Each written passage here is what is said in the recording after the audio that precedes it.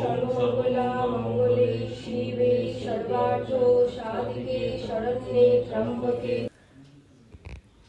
আজ পুজো শেষ করে একটু সাজুগুজু করলাম, হাতে পায়ে নেল পলিশ লাগালাম। তারপর দেখো না রৌদ্র উঠেছে আজকে, কি ভালো লাগছে না।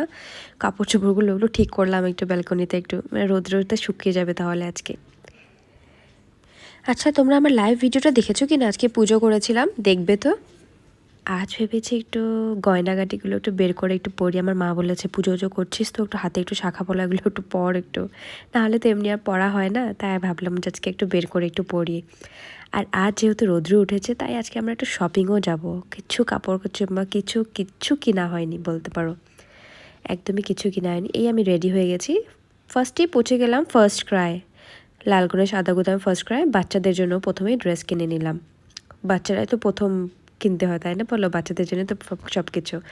তারপরে পৌঁছে গেলাম ট্রেন্ডসে, লালগণেশ ট্রেন্ডস, এটা আমার বাড়ির একদমই কাছে। তো এখান থেকে আমি ভিতরে শপিং আর তোমাদেরকে দেখাতে পারিনি কী কিনেছি। আমি একটা সালোয়ার কিনেছি পিঙ্ক কালারের, খুব সুন্দর।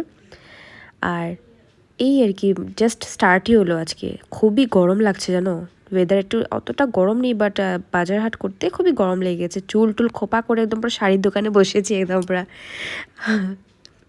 আর তারপর একটু ছেলেদের পালা, একটু টি শার্ট এগুলো একটু, বাস বাড়ি ফিরে আসলাম আর কি।